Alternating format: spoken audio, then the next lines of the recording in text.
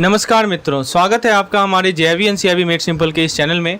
दोस्तों, जेआईवी के आईएनआईएफएस एग्जामिनेशन में हमारा कंटेंट यानी कि मैंने जो आपको कंटेंट प्रोवाइड किया था पीडीएफ के फॉर्मेट में, व्हाट टू स्टडी पीडीएफ के फॉर्मेट में, कैप्सूल कोर्स के माध्यम से, और जो एक्चुअल एग्जाम का क्वेश्चन आया, बेसिकली इस वीडियो के माध्यम से इन दोनों के बीच में हम लोग एक कंपैरेटिव एनालिसिस करेंगे।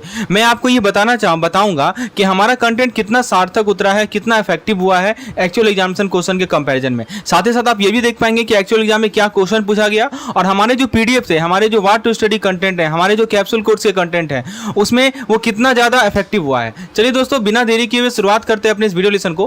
पहला क्वेश्चन आप देख सकते हैं, ये सवाल आपके एग्जामिनेशन में पूछा गया था। मैं आपको सवाल पढ़ के सुना देता हूं कि सेक्शन 24 हमारा जो बैंकिंग रेगुलेशन एक्ट है, इसके अनुसार किस रेंज में हमारा एसएलआर मेंटेन किया जाता है बैंक के द्वारा, और हमारा जो लिक्विड रिजर्व होता है जो कि बैंक मेंटेन करती है वो कितना होता है। अब आप चार ऑप्शन देख सकते हैं, ठीक है। तो ये क्वेश्चन एग्जैक्ट यही क्वेश्चन आया था एग्जामिनेशन में। ये पहला कर रहा है कि एसएलआर 25 से 40% के बीच में होगा डीटीएल का, और कैश, गोल्ड या अनइंकम्बर्ड अप्रूव्ड सिक्योरिटी के फॉर्म में होगा। दूसरा कर रहा है कि एसएलआर एग्जैक्टली 25% होगा डीटीएल का, केवल कैश में होगा। तीसरा ऑप्शन कर रहा है कि एसएलआर 20 से 30% का होगा गोल्ड इनकम्बर्ड अप्रूव्ड सिक्योरिटी का, और डी कर रहा है कि bank must maintain SLR not exceeding 25%, मतलब 25% ज़्यादा नहीं होना चाहिए। चलिए, आपने चार ऑप्शन देखा। अब दोस्तों मैं आपको शो करता हूं कि देखिए सेम क्वेश्चन को मैंने अपने क्वेश्चन बैंक में सेम क्वेश्चन डाल रखा है। देखिए आप जिन्होंने क्वेश्चन बैंक यदि सॉल्व किया होगा तो ये क्वेश्चन तो तुरंत बना लिए होंगे ना। देखिए क्वेश्चन मैंने बनाया है, according to the section 24 of the banking regulation act, what is the minimum amount of liquid reserve that a bank must maintain. चार ऑप्शन दिया गया है और आंसर क्या है इसका 25% डीटीएल। साफ साफ यही क्वेश्चन तो पूछा गया एग्जामिनेशन में। चलिए, ये तो मिनिमम की बात कर लें। मैक्सिमम का भी देखिए एक अलग से क्वेश्चन बना हुआ है, देख रहे हैं। मिनिमम का एक अलग क्वेश्चन है, मैक्सिमम का एक अलग क्वेश्चन है। What is the maximum amount of liquid reserve that a bank can maintain according to the section 24 of the BRA? इसका आंसर है 40%। तो क्या मतलब समझ में, एक और क्वेश्चन मैंने बनाया था एसएलआर के अंदर क्या क्या आता है। तो आप एक चीज नोटिस कर रहे हैं दोस्तों, ये क्वेश्चन मैं कहां से लिया हूं, ये क्वेश्चन मैंने अपने क्वेश्चन बैंक से लिया, जो हमारा आईएनआईएफएस का क्वेश्चन बैंक है ना, वहां से मैंने क्वेश्चन लिया। देखिए यहाँ पे क्वेश्चन मिनिमम पूछा गया, यहाँ क्वेश्चन मैक्सिमम पूछा गया। अब इन दोनों को मर्ज करके एक सिंगल क्वेश्चन पूछ दिया आईआईबीएफ। तो कुछ नया तो है नहीं। जिन लोगों ने क्वेश्चन बैंक बनाया होगा, मैं हमेशा रिकमेंड करता हूं कि हमारा जो क्वेश्चन बैंक है, जिसको मैं डेली अपडेट करता हूं, हर एक पीरियड में, हर एक एग्जामिनेशन से पहले अपडेट करता हूं, तो उसको जरूर कम से कम 2 बार तो जरूर बनाइए, क्योंकि दोस्तों उसमें जितना क्वेश्चन मैंने डाल रखा है ना वो मोर देन सफिशिएंट है, उससे ऊपर कुछ आएगा नहीं। आप देख सकते हैं कुछ नया तो नहीं पूछा गया ना। यहाँ पे मिनिमम ये क्वेश्चन पूछ रहा है, मैक्सिमम ये क्वेश्चन पूछ रहा है, उसी को मर्ज करके ये क्वेश्चन पूछ लिया गया।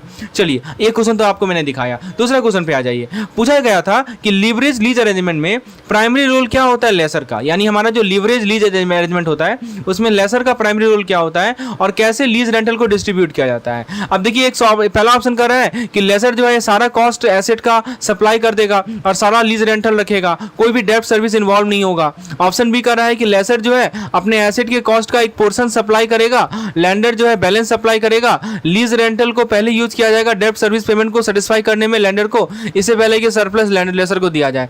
ऑप्शन सी कर रहा है कि लेसर जो है कॉस्ट ऑफ एसेट का एक पोर्शन सप्लाई करेगा, लैंडर जो है बैलेंस को सप्लाई करेगा, और लीज रेंटल को इक्वली डिवाइड किया जाएगा लेसर और लैंडर में। और नेक्स्ट ऑप्शन कर रहा है कि लेसर जो है इंटायर परचेज प्राइस बोरो करेगा लैंडर से और रिपे करेगा लोन को अपने फंड से। तो ये चार ऑप्शन आपने देख लिया। अब दोस्तों इसका सही जवाब तो ऑप्शन नंबर बी है। अब मैं आपको अपना कंटेंट शो करता हूं। देखिए सेम क्वेश्चन मैंने अपने कंटेंट में डाल रखा है, आपको मैं शो करता हूं। ये देखिए, ये हमारा क्वेश्चन बैंक का क्वेश्चन है, what is the leverage asset. देखिए सेम क्वेश्चन तो नहीं मिलेगा आपको, लेकिन मिलता जुलता क्वेश्चन जरूर मिलेगा। लीवरेज एसेट क्या होता है? A lease where the lessee purchase the asset and hand it over to the lessor. A lease where the lessor purchase the asset and hand it over to the lessee. A lease where the lessor, हाँ ये देखिए क्या कर रहा है, एक ऐसा lease जहां पे लेसर जो है परचेज प्राइस का एक पोर्शन बोरो करता है लैंडर से, जिसको रिपे किया जाता है लीज रेंटल से। क्या लगता है आपको? बिल्कुल यही सही आंसर होगा ना। देखिए मिलता जुलता क्वेश्चन है कि नहीं हमारे क्वेश्चन बैंक में, और इसीलिए सेम पैटर्न पे क्वेश्चन पूछ दिया गया लीवरेज एसेट से रिलेटेड। तो दोस्तों आप देख, लीवरेज लीज से रिलेटेड ये हमारा दूसरा क्वेश्चन है। अभी तक हमने 2 क्वेश्चन देखा, क्योंकि मेरे हूबहू क्वेश्चन जो हमारे क्वेश्चन बैंक से लिए गए हैं, जो हमारे एग्जामिनेशन में आए हैं। तीसरे क्वेश्चन पे आते हैं। थर्ड क्वेश्चन आप देख सकते हैं, पूछा जा रहा है आपसे कि लायनल रॉबिन्स, ये क्वेश्चन आपके आईबीएफ में पूछा था, अभी जो आईएनआईएफएस का एग्जामिनेशन हुआ था हमारा, उसमें सवाल ये पूछा गया था कि लायनल रॉबिन्स के अनुसार इनमें से कौन सा कथन जो है इकोनॉमिक्स का जो कंसेप्ट है, जो कि इसके स्कार्सिटी, आपको पता होगा लायनल रॉबिन्स ने स्कार्सिटी डेफिनेशन दिया था। तो स्कार्सिटी डेफिनेशन के अनुसार इकोनॉमिक्स का कौन सा कंसेप्ट है जो कि बेस्ट डिस्क्राइब होता है, ये सवाल पूछा गया था। ऑप्शन देख लेते हैं। Economics is the study of how to increase the supply of good to meet the unlimited want. ठीक है।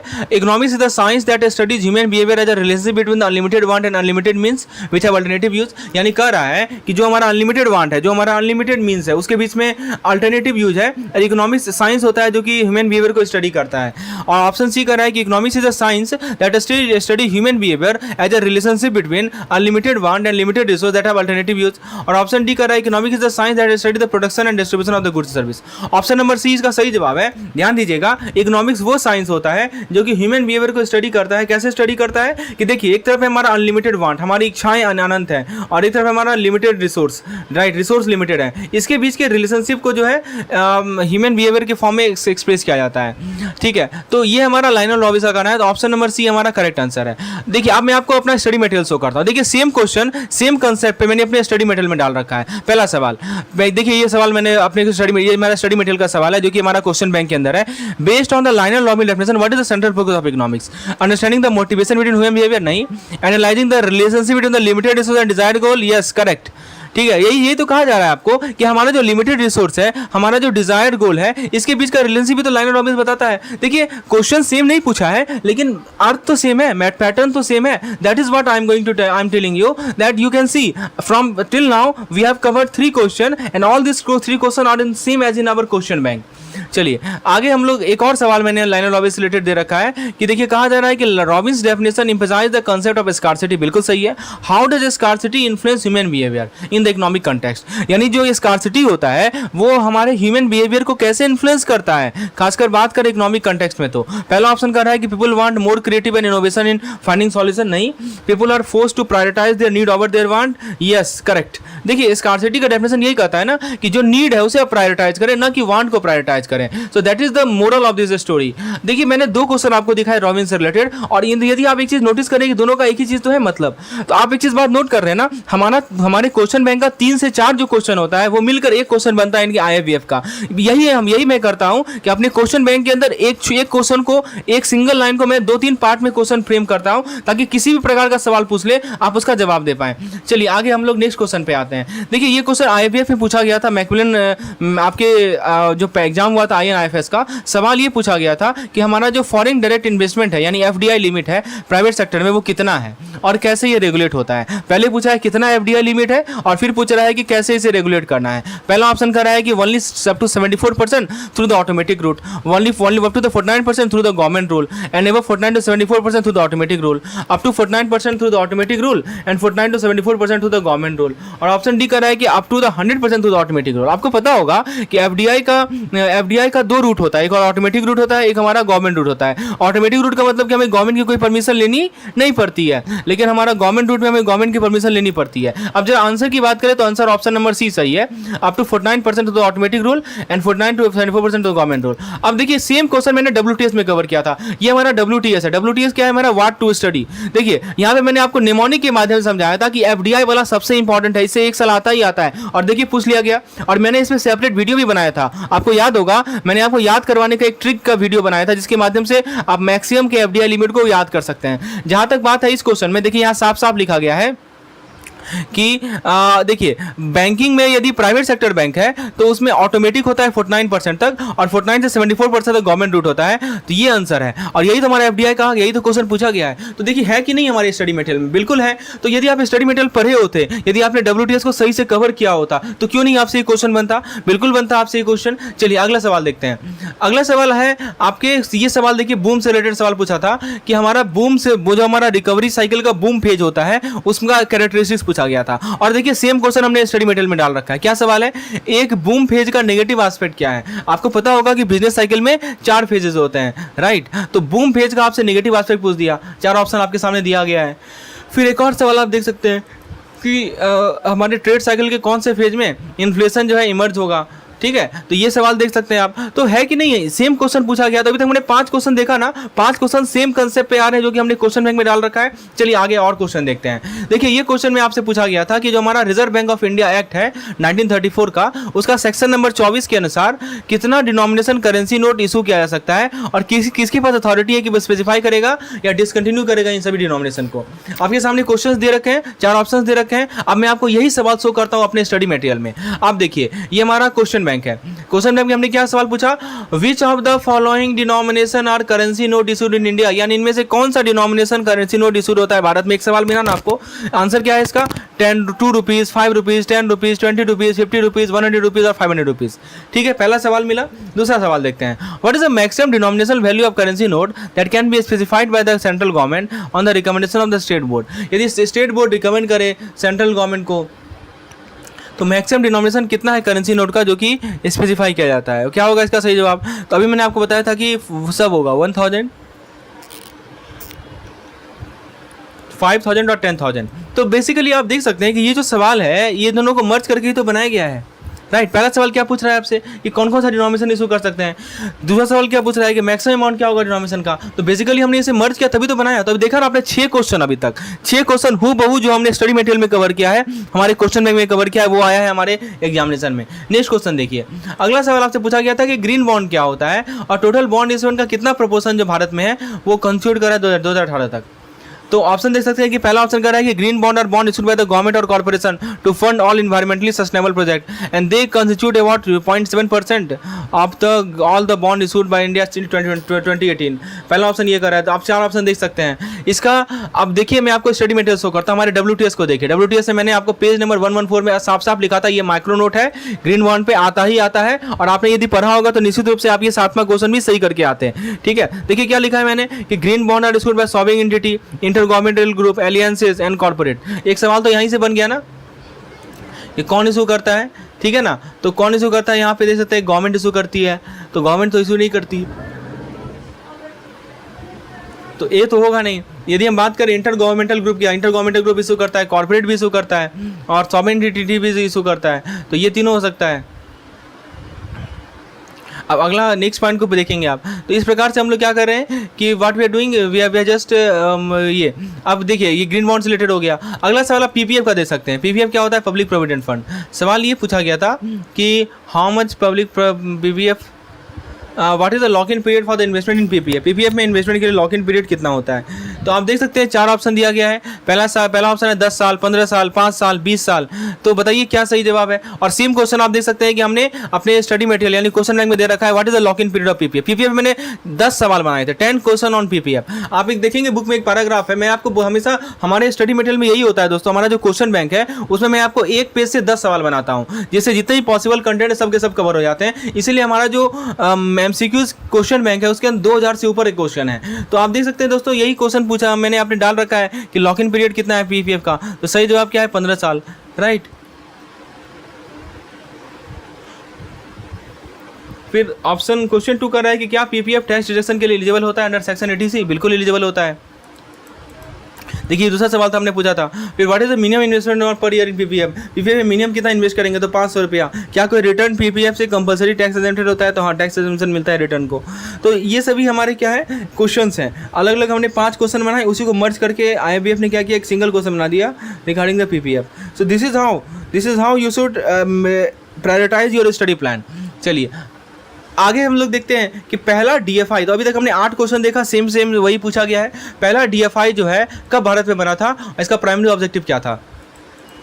पहला ऑप्शन कर रहा है आईडीबीआई, दूसरा ऑप्शन कर रहा है आरबीआई, तीसरा ऑप्शन कर रहा है नाबार्ड, चौथा ऑप्शन कर रहा है आईएफसीआई। बताइए पहला जो हमारा डेवलपमेंट फाइनेंशियल इंस्टीट्यूशन था वो कब बना था।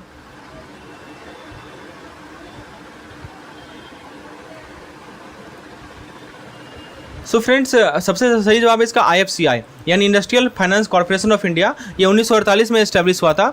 इसका काम ये था कि इन्वेस्टमेंट को फैसिलिटेट करें प्राइवेट सेक्टर में। तो ये तो आपने समझ लिया। अब हम दिखाते हैं, मैं आपको शो करता हूँ कि हमने स्टडी मटेरियल में सेम क्वेश्चन देखिए किस प्रकार से बनाया है। तो सबसे पहले क्या है कि पहला सवाल मैंने आपको प्रोवाइड किया था अपने क्वेश्चन बैंक में, what was the first DFI established in India. अब ये बताइए जो इस क्वेश्चन को करके जाएगा वो क्वेश्चन तो बनाएगा ही ना बनाएगा, आप देख सकते हैं। फिर इसीलिए मैं कहता हूँ कि एग्जामिनेशन टाइम में हमारा जो स्टडी मटेरियल है उसको एटलीस्ट 2 बार तो रिवाइज करके ही जाइए, क्योंकि आपको याद हो जाना चाहिए कि आईएफसीआई का सवाल आएगा तो आंसर होगा हमारा आईएफसीआई, पहला डीएफआई का सवाल होगा। तो दूसरा ऑप्शन कह रहा है कि इनमें से कौन सा इंस्टीट्यूशन जो एस्टैब्लिश किया गया था early period of the plan economic interpretation. सही जवाब है इसका all of the above.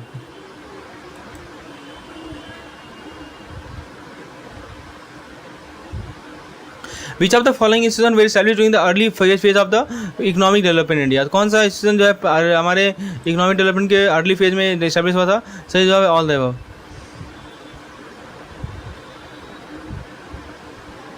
Next question देखते हैं।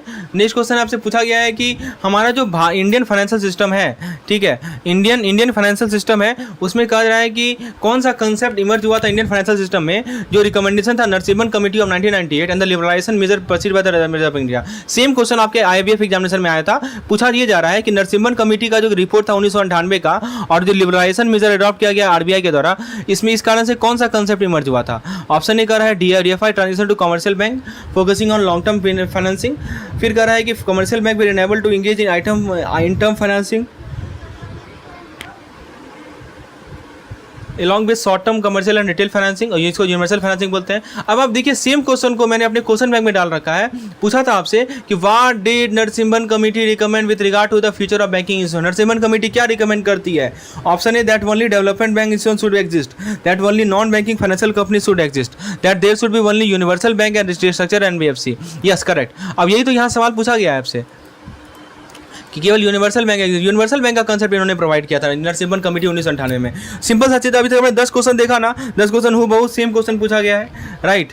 चलिए उसके बाद नेक्स्ट पॉइंट है हमारा कि What did the Narasimhan committee recommend with regard to the future of banking institution. Narasimhan committee क्या रिकमेंड करती है future of the banking institution के रिगार्डिंग? तो that only development financial institution should exist. का सही जवाब क्या है? कि केवल यूनिवर्सल बैंक और रिस्ट्रक्चर NBFC ही होना चाहिए, right. This will be universal bank and restructure NBFC। अब देखिए एक सवाल पूछा गया था कि ANB और XYZ दो IT फर्म है जिसने IT सॉफ्टवेयर खरीदने के लिए गए। ANB लोन ले रहा है 10 लाख का 5 साल के लिए और XYZ जो है सॉफ्टवेयर को लीज पे दे रहा है। तो सवाल ये पूछा गया था कि कौन सा फर्म का बेटर डेप्ट इक्विटी रेशियो होगा। अब देखिए ये क्वेश्चन को मैंने अपने क्वेश्चन बैंक में डाल रखा था, किस फॉर्मेट में वो देखिए। 2 क्वेश्चन मैंने बनाए थे। How does leasing an asset affect the डेप्ट equity ratio of a firm compare to the borrowing fund. देखिए क्वेश्चन मैंने सेम नहीं किया था, मैं आपको फिर से रिपीट कर रहा हूं, क्वेश्चन सेम नहीं है लेकिन कंसेप्ट सेम है। मैं आपको बार बार बोलता हूं कि हमारा क्वेश्चन बैंक में जो सवाल है उसी से सेम कंसेप्ट पे सवाल आएगा, क्वेश्चन सेम नहीं आएगा, कंसेप्ट सेम आएगा। अब ये बताइए आपने यदि ऐसे क्वेश्चन को पहले ही करके रखेंगे तो आप क्यों नहीं बना पाएंगे एग्जामिनेशन में? तो आप देख सकते हैं कितना मददगार होता है हमारा क्वेश्चन बैंक। और यदि आप इस क्वेश्चन बैंक को अवेल करना चाहते हैं दोस्तों, बहुत 3 महीना है हमारे INFS एग्जामिनेशन का, 3 महीने से भी कम टाइम है, तो बहुत क्रूशियल है कि आप क्वेश्चन बैंक को एक क्वेश्चन को सॉल्व करें। तो मुझे व्हाट्सएप कर सकते हैं इस पार्टिकुलर नंबर पर क्वेश्चन बैंक के लिए। देखिए सवाल मैंने क्या कहा था कि लीजिंग किसी एसेट को यदि आप लीज पे दे रहे हैं तो कैसे वो फर्म के डेप्ट इक्विटी रेशियो को इफेक्ट करेगा। ऑप्शन ए कह रहा है कि बढ़ा देगा, ऑप्शन बी कह रहा है घटा देगा, कोई इफेक्ट नहीं होता है। ऑप्शन डी कह रहा है या तो बढ़ा देगा या घटा देगा, डिपेंड करता है कि लीज का टर्म क्या है। तो इसका सही जवाब है ऑप्शन नंबर सी कि देखिए लीज का कोई इफेक्ट नहीं पड़ता है, ठीक है। तो वही इसी बेसिस पे सवाल। एक सवाल और मैंने आपसे पूछा था लीज के रिगार्डिंग, हमने क्वेश्चन बैंक में डाल रखा था, ठीक है। देखिए अभी तक 11 क्वेश्चन मिला ना आपको। चलिए आगे बढ़ते हैं। विच of the following statement correctly match the type of REIT with primary investment focus and source of income. देखिए ये सवाल पूछा गया था टाइप्स ऑफ REIT पे, इनमें से कौन सा ये सवाल ये पूछा गया है कि retail REIT, health care REIT, ठीक है, retail REIT, health care REIT, office REIT और मॉर्गेज REIT, राइट। तो ये सवाल आपके सामने है कि कौन सा REIT है, आपको करेक्टली मैच करना है टाइप ऑफ REIT को और उसके प्राइमरी इन्वेस्टमेंट फोकस को। तो देखिए पहला ऑप्शन कह रहा है कि retail REIT invest primarily in residential and property and earn income from residential payment. Health care REIT invest in health care facility and earn income from operating this facility. Office REIT invest primarily in office space and earn income from short term lease. Mortgage REIT invest primarily in physical real estate property and earn income from real estate property. ये 4 option दिया गया। देखिए same चीज को मैंने WTS में डाल रखा था, types of REIT based on sector. मैंने बोला था कि REIT तो पढ़ के ही जाइए। और देखिए सेम क्वेश्चन पूछ दिया गया ना। रिटेल REIT मैंने बताया कि ये कम से कम 24% एसेट का कमर्शियल रियल एस्टेट में इन्वेस्ट करेंगे। रेजिडेंशियल REIT मैंने बताया कि रेजिडेंशियल प्रॉपर्टी खरीदेंगे जैसे कि मैन्युफैक्चर हाउसिंग।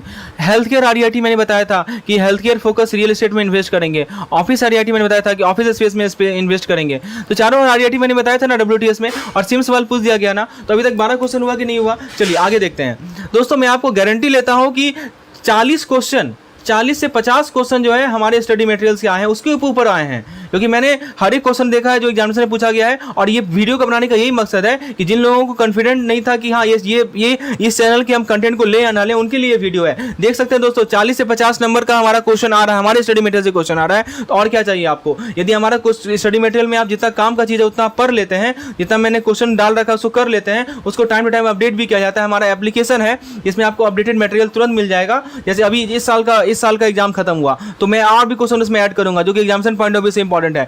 निश्चित रूप से आपको गारंटेड सक्सेस मिलेगा। INFS का मैं गारंटी लेता हूं। ये दोस्तों जिन्होंने हमारा INFS का मटेरियल लिया था उनका भी टेस्टिमोनियल मैं आपको प्रोवाइड कर देता हूं, ताकि उन लोगों का क्या फीडबैक था वो भी आप देख सकते हैं। देखिए एक सवाल पूछा गया था कि TREDS का क्या पर्पस है जो कि RBI के द्वारा लाया गया। पहला कह रहा है कि TREDS जो है फाइनेंसिंग प्रोवाइड करता है लार्ज कॉर्पोरेशन को उनके trade receivable from MSME। TREDS option भी कर रहा है कि TREDS is design to facilitate financing of trade receivable of MSME from corporate buyer government department and PSU through multiple financer. Option C कर रहा है कि TREDS focus on MSME retail scheme. तो इसका सही जवाब क्या है? ऑप्शन नंबर बी सही जवाब है। TREDS को डिजाइन किया गया है क्या, ताकि वो हैंडल करे TREDS is designed to facilitate financing of trade receivable of MSME. Yes, that is correct. Option number B is correct. अब देखिए मैं क्वेश्चन आपको शो करता हूँ कहाँ पे दिया है मैंने। What is the function performed by TREDS? ये देखिए हमारा क्वेश्चन बैंक का सवाल है। क्या फंक्शन परफॉर्म करेगी TREDS प्लेटफॉर्म पार्टिसिपेंट के लिए? अपलोड करेगी, एक्सेप्ट करेगी, डिस्काउंट करेगी। TREDS पे दोस्तों मैंने 10 क्वेश्चन बनाए थे, उसमें से एक क्वेश्चन मैं आपके सामने शो कर रहा हूँ। अगला सवाल, अभी तक 12 क्वेश्चन हुआ ना। Which of the following describe the best quinary sector? हमारा इकोनॉमी का जो क्यूनरी सेक्टर होता है उसमें से कौन सा स्टेटमेंट बेस्ट डिस्क्राइब करता है? ठीक है, आपके सामने 4 ऑप्शन है। पहला कर रहा है कि includes activity related to the primary industry, it involves the high level economic activity, it is primarily concerned with manufacturing and production activity, and culinary sector के बारे में कह रहा है कि it provides it include retail and wholesale trade activity. क्या लगता है क्यूनरी सेक्टर क्या होता है? अब मैं आपको स्टडी मटेरियल शो करता हूँ। स्टडी मटेरियल में देखिए मैंने आपको साफ साफ बताया था आपको WTS में यानी व्हाट टू स्टडी में कि क्यूनरी सेक्टर के अंदर हाई लेवल डिसीजन मेकिंग होता है। यहाँ पे की चॉइस बनाया जाता है सीनियर एग्जीक्यूटिव के द्वारा, गवर्नमेंट ऑफिसर के द्वारा, रिसर्च साइंटिस्ट के द्वारा, और ये तो सही जवाब क्या होगा इसका? ऑप्शन नंबर इसका सही जवाब क्या होगा? Let's see the question. तो option number D is the correct answer.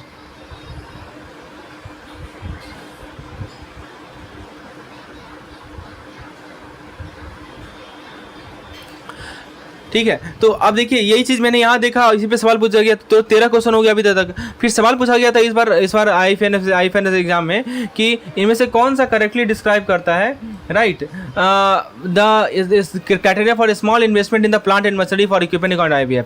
तो सवाल ये पूछा गया है कि हमारा जो इन्वेस्टमेंट है प्लांट एंड मशीनरी में स्मॉल इन्वेस्टमेंट के लिए, आपको पता होगा माइक्रो स्मॉल मीडियम इंटरप्राइज के लिए अलग अलग इन्वेस्टमेंट लिमिट होता है, और सेम चीज़ को मैंने आपको बताया था अपने WTS में। MSME का माइक्रो के लिए 1 करोड़ से कम, टर्नओवर 5 करोड़ से कम, स्मॉल के लिए 10 और 50 होता है, मीडियम के लिए 50 और 250 होता है, और सेम सवाल पूछ लिया गया। और क्या चाहिए दोस्तों आपको? तो यदि आपको बना बनाया चीज़ मिल रहा है, मैं आपको बार बार बोल रहा हूँ कि उस जो मैं आपको प्रोवाइड कर रहा हूँ मटेरियल उसको देखिए, उसको नहीं तो 2 बार देखिए। हम लोग गलती क्या करते हैं कि 10 चीज़ को देखते हैं एक बार। हमें क्या करना है, एक चीज़ को 10 बार देखना है। 10 चीज़ को एक बार मत देखिए, एक चीज़ को 10 बार देखिए। किसी एक मटेरियल पे भरोसा रखिए, आप हमारे मटेरियल पे ही भरोसा रख सकते हैं, और उसी मटेरियल को बार बार पढ़िए। निश्चित रूप से सक्सेस आपके हाथ में रहेगा, क्योंकि आप देख सकते हैं हमारा सक्सेस रेट कितना बढ़िया है। अभी तक हमने 13 का 13 क्वेश्चन आप देखा है कि सेम सवाल पूछा गया है। आगे देखते हैं, what is the following accurately describe the brownfield FDI? Brownfield FDI के बारे में कौन सा स्टेटमेंट सही है? आप 4 ऑप्शन यहाँ पे देख सकते हैं। अब मैं आपको स्टडी मटेरियल में ले चलता हूँ। देखिए स्टडी मटेरियल मैंने WTS के अंदर कवर किया था टाइप्स ऑफ FDI में, ग्रीनफील्ड, ब्राउनफील्ड, जॉइंट वेंचर। जो इसको पढ़ के जाएगा वो क्यों नहीं क्वेश्चन बना पाएगा? क्या कर रहा है, MNCs buy stock of in established firm in the host country. ठीक है, मेन की पॉइंट था कि MNC जो है बाय, मैंने बोला था की पॉइंट बस लिखना है, मेन की पॉइंट लिखना है, नथिंग टू राइट एल्स। तो ब्राउनफील्ड FDI के बारे में क्या बताया आपको कि हमारा जो रोटेशनल,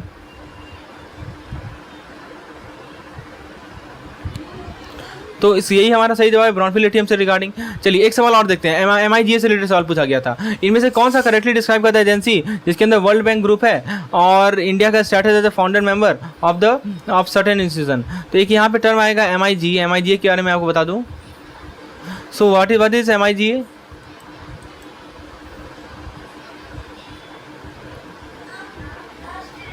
तो ये देख सकते हैं MIGA से रिलेटेड आपको यहाँ कंसेप्ट मैंने डाल रखा है। अभी तक कितना हुआ? 14 क्वेश्चन हो गया।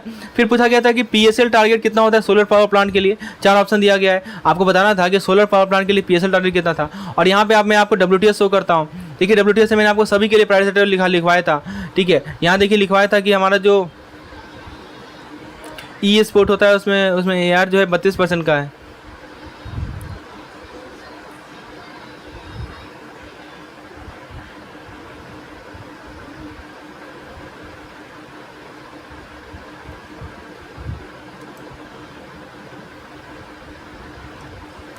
ये तो प्रायोरिटी सेक्टर की बात हो गई। अब देखिए एक सवाल पूछा गया था कि जो हमारा कीन्स का थ्योरी है, इसमें से कीन्स थ्योरी के अनुसार कौन सा करेक्टली मैच कर रहा है मोटिव और होल्डिंग। तो होल्डिंग के मोटिव से कौन करेक्टली मैच कर रहा है कीन्स थ्योरी के अनुसार। तो देखिए 4 ऑप्शन दिए गए हैं और सेम क्वेश्चन मैंने अपने कीन्स थ्योरी को अपने WTS में डाला था कि लिक्विडिटी प्रेफरेंस थ्योरी बताया था आपको। ये जेम कीन्स के द्वारा लिखा गया। ये थ्योरी पोस्ट करता है कि रेट ऑफ इंटरेस्ट जो डिटरमाइन किया था डिमांड फॉर मनी या सप्लाई फॉर मनी। अब देखिए कौन कौन से factor demand of money affect करते हैं। एसेट हो गया, इंटरेस्ट रेट एंड बॉन्ड हो गया, और दूसरा जो फैक्टर जो हमारे पोर्टफोलियो बैलेंस को इन्फ्लुएंस करते हैं जैसे नेगेटिव इनकम हो गया। ठीक है, और देखिए सेम कंसेप्ट में मैंने क्वेश्चन करवाया था और इसी पे को सवाल पूछा गया है। तो अभी तक 15 क्वेश्चन हो गए हमारे टोटल। अगला सवाल पूछा गया था कि नोटिस मनी के रिगार्डिंग कौन सा स्टेटमेंट करेक्टली डिस्क्राइब करता है maximum period of notice money. सही जवाब है इसका मैक्सिमम पीरियड नोटिस मनी का होता है वो 12 दिन का होता है। ओके,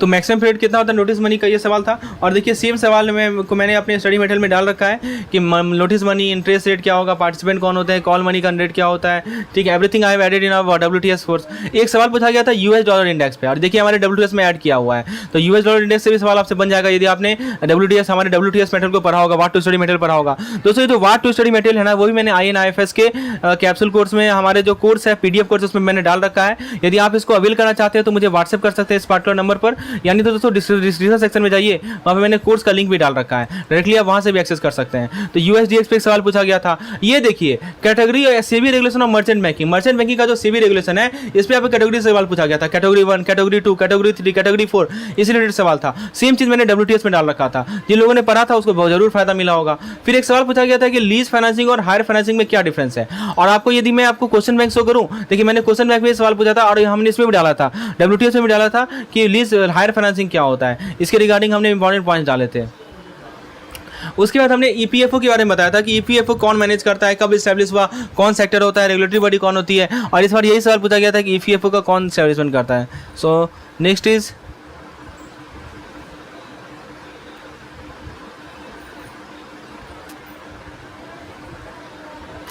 नेक्स्ट क्या है हमारा की रिस्क की फ्यूचर रिस्पॉन्सिबिलिटी में क्या है, regulation and management of provident fund से रिलेटेड सवाल पूछा गया था। ठीक है, traditionally manage by PSU bank. ठीक है, EPFO की बात हो रही है। एग्जाम्पशन की बात करें, कौन सा एक्ट है। अब देखिए एक सवाल पूछा गया था कि सिडमी का कोलेट्रल लोन फ्री स्कीम के रिगार्डिंग कितना लोन देती है। और देखिए सेम क्वेश्चन मैंने अपने क्वेश्चन में डाल रखा है दोस्तों। कितना हो गया, 20 का आंकड़ा छू गया ना। देखिए 20 क्वेश्चन मान सकते हैं दोस्तों हम, 20 तो कुछ नहीं है, 40 से 50 क्वेश्चन मैच किया है इस बार। ठीक है, so I am that is much excited to make more such exciting content. देखिए सवाल है कि individual micro and small enterprise जो अप्लाई कर सकते हैं कोलेट्रल फ्री लोन कितना फ्रॉम MSME एंड सिडबी, तो कितना है 1, इसका आंसर है 1 करोड़। ठीक है, यही सवाल मैंने अपने क्वेश्चन में डाला था। तो मैं आपको बताता हूँ ना कि हमारे क्वेश्चन में जो सवाल बनाए गए हैं वो एक लाइन से बनाए गए हैं। अब आप ये बताइए जो सब लाइन से हम क्वेश्चन बना ही लिए तो बाकी क्या पूछेगा, लाइन से ही ना सवाल पूछेगा। और वही हमने किया है कि सब लाइन से क्वेश्चन बना दिया है ताकि आपको कुछ भी ना छूटे। यदि आप हमारे क्वेश्चन बैंक को कर लेते हैं सही तरीके से तो आपको कुछ भी नहीं छूटेगा, ये मैं गारंटी लेता हूँ। चलिए एक सवाल देखिए, ISDA मास्टर एग्रीमेंट पूछ दिया गया है। कौन सा स्टेटमेंट बेस्ड ड्राइव करता है ISDA मास्टर एग्रीमेंट। तो इसका एग्रीमेंट जो है